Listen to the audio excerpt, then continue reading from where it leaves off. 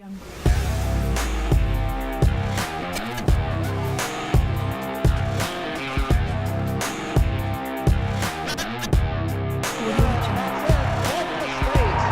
won its third consecutive. Another boom is about to enter the building.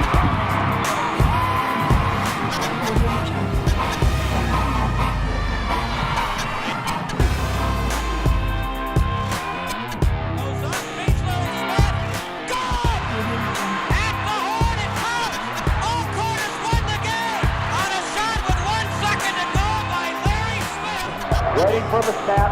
There it is. It is face down. There's the kick. It turns. It turns. It is no good. One of the biggest records in the history of college football, period. Steve Bear McNair.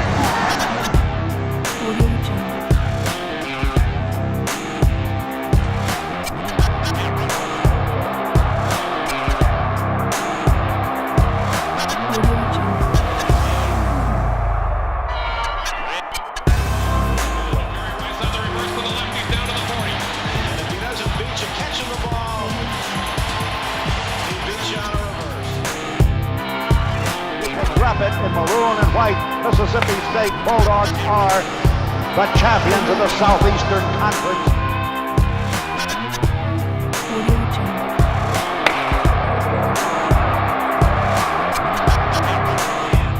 Pitch to White. Here comes Sam.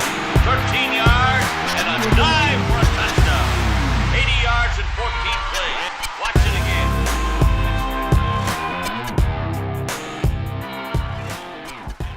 Welcome to your Mississippi Sports Hall of Fame and Museum.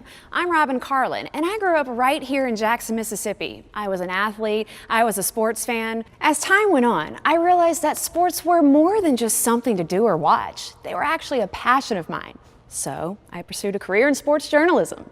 I've met players, coaches, and fans from around the globe.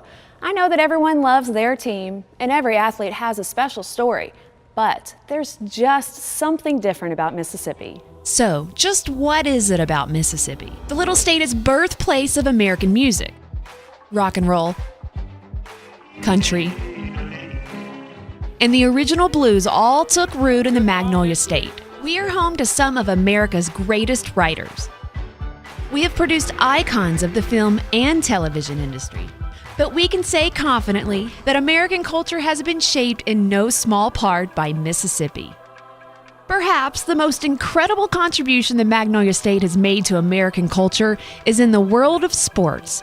Mississippi has given more than our sparse, largely rural population suggests is possible. In turn, the people of Mississippi have turned the field of play into a stage for community, pride, joy, and sometimes heartache. While on the surface, sports draw lines of division, Mississippians know the deeper truth. Sports give us a common language with which we tell tales of unity, particularly in times of division. And it's remarkable. Your Mississippi Sports Hall of Fame and Museum was opened in 1996 to ensure that the legends and the lore of Mississippi will live on long after the game is over and the players have left the field. We are a gathering place for the generations to share their heroes with one another. We are here to celebrate the remarkable role Mississippi has played in the world of sports, and it is remarkable. Drops back to throw. Launches it down the right side. Rice is there. Oh my! A one-handed catch! One of his Jerry Rice, from tiny Crawford, is the game's greatest receiver, owning the record as the National Football League's all-time leader for both catches and touchdowns. Before lifting 4 Lombardi trophies, Rice lifted Mississippi Valley State from obscurity into the national spotlight, bringing reporters and cameras from the largest American cities into one of its smallest towns, Itta Bena. Formation, quick pitch to Walter, looking for the record, cuts back, he's got it, he's out of it at 25 to the 26-yard line. Walter Payton becomes the National Football League all-time leading rusher. Walter Payton of Columbia, down in Marion County, is pro football's second all-time leading runner. And long before he was a Chicago Bear, he was a Tiger at Jackson State and a Wildcat at Columbia High. Nicknamed Sweetness, his grit and strength were forged literally on the banks of the Pearl River. Many experts consider Walter to be the most complete football player of all time. He is a standard by which the NFL measures a man off the field as well. There was the inspiring career and the heartbreaking end of Steve Air McNair of Mount Olive, who gained more yards than any player in college football history. He put tiny but proud Alcorn State on the cover of Sports Illustrated. Hand him the Heisman, the magazine's cover demanded. He finished third for the Heisman and then went on to an all-pro professional career.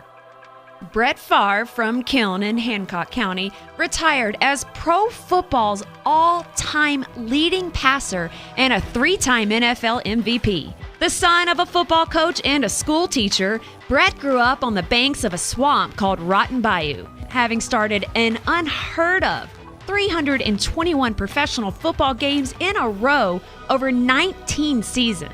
He played with a flair and a passion unmatched in the big business era of the NFL. And then there's the patriarch of football's first family, Archie Manning, from the Delta town of Drew. Archie was the boy next door All-American at Ole Miss. As splendid a football player as he was with Ole Miss and in the NFL, Archie has become even more famous for his quarterbacking sons, Peyton and Eli Manning. Those 5 athletes, all from towns of fewer than 7,000 folks, represent all parts of The Gulf Coast, the Piney Woods, the Delta, the Golden Triangle, and they are just the tip of the proverbial iceberg. Mississippi also produced Bruiser Kennard, Jackie Slater, Lance Allworth, Shorty McWilliams, Ray Guy, Kent Hull, Willie Brown, Lem Barney, Dee Dee Lewis, Charlie Connerly, the famous Poole brothers, and so many more. Perhaps we should leave it to football's patriarch to try and explain. I'm thinking about Walter Payton and Jerry Rice and Brett Favre. I think all 3 of them are just such special people, special athletes. You go back and look at the 3 of them, all from the state of Mississippi, all from small towns. I don't know, I think there's something to that. It wasn't organized practices that necessarily got them there. It was in the backyard, pickup game in the gym, to play ball, play basketball, creating your own kind of games in a field or something. That's kind of what went on in that era. I still tell kids to get out in the yard and play rather than, I mean, I know you go to practice, but I think you got to do more than that. So all 3 of those guys were mighty good, and it's, I know I take a lot of pride in being from Mississippi and being from the same state as those 3 guys. I think it's a credit to Mississippi. While these triumphs in football are impressive, they're just the veneer of the state's greatness in athletics. The actual connection is so much richer and more complex. There was a time when college baseball was played before small crowds, even though there was no charge for admission. Mississippi led the transformation of baseball games into a passionate happening. Ron Polk at Mississippi State created a baseball program that spawned today's excellence across the SEC in baseball. Players named Clark, Palmero, and Brantley, along with a loyal fan base, helped cement college baseball as a staple in Mississippi and across the South.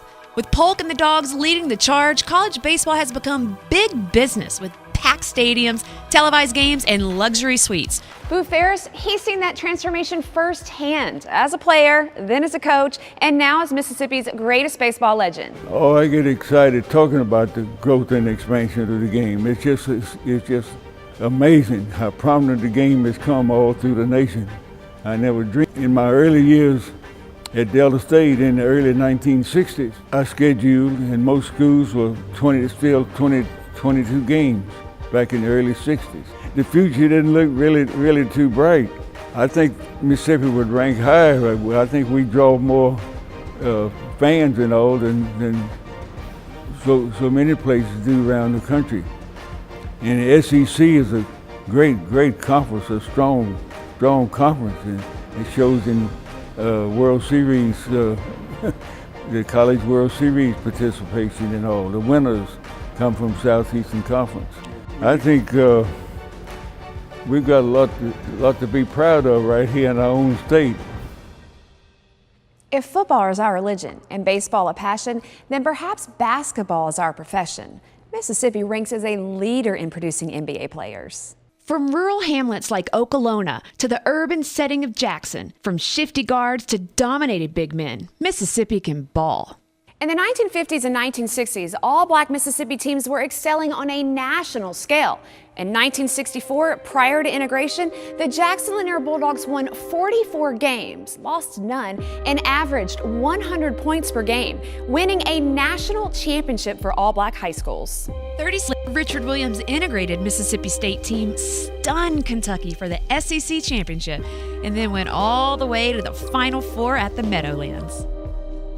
Mississippi women have been even more successful. Delta State legend Margaret Wade led her Lady Statesmen to 3 consecutive national championships. The fact is, the entire sport of basketball would not be the same without the contributions from Mississippi. Players like Howell, Wendell, Ladner, Purvis Short, Clarence Weatherspoon, Monte Ellis, and Al Jefferson have become NBA standouts. Coaches such as McCarthy, Wade, Williams, and Van Chancellor have made Hall of Fame contributions to the sport. In 2013, Scott County's Victoria Vivians became the most productive high school scorer in the nation's history. Perhaps Victoria can best explain why Mississippians often grow up shooting at homemade backyard baskets and wind up shooting for the stars. I don't think I just really realized what was going on, but now that I look back on it, it was great. Being able to accomplish so many things in high school and having like the whole gym field and cameras everywhere, it just felt great. To be honest, I was just doing it. I didn't know why I was doing it. I was just doing it because I thought I was supposed to do it. And I seen that like every time I did it, I got better and better, so I just kept doing it. I think my life without basketball would be totally different than what it is now, because now I have many people that I know, and great opportunities, new places all the time, and without basketball, I don't think I would have been able to experience none of it. Being in Mississippi, I guess it's a great place to live, because you'll just never be too uppity to do anything. You always get down and work hard. And as special as Victoria is, she's not nearly the first remarkable woman to make her mark on the game. She's merely the next in line, which means she doesn't have to look far for inspiration. The Gillum sisters, Peggy and Jennifer, Lucy Harris, LaToya Adams, Arminty Price, among so many others, have shown the way. And then there's the fascinating story of Ruthie Bolton, the 16th of 20 children, born to a Baptist preacher and his wife in tiny McLean, just south of Hattiesburg. Ruthie, who learned to play on a dirt court with her brothers and sisters, went on to win gold medals in 2 Olympic Games. In 1997, she was one of the 7 original franchise players of the WNBA. Ruthie isn't alone as an Olympian for Mississippi by a long shot either. Mississippians have won Olympic medals by the dozens. Some of these stories you just couldn't make up. Ralph Boston from Laurel ranks as one of the greatest long jumpers of all time. In 3 different Olympic Games over a span of 12 years, he won a gold medal, a silver medal, and a bronze medal. In 1960, at the age of 21, Boston leaped a world record 26 feet 11 inches, breaking the last world record of the great Jesse Owens. As you can see, the story of sports in Mississippi is ground as fertile as the rich black soil of the Delta. We may never know why the connection exists. Luckily, we don't have to know the why, but rather preserve the memory of who. As you learn about these and other athletes and teams, remember, they're not a part of the past. They're simply those who have come before. Somewhere in Mississippi, in some backyard, the next superstar is practicing, imagining his or her moment of greatness to come, working on becoming the best he can be, preparing to take the torch and carry the legacy of the state's inimitable past into the future.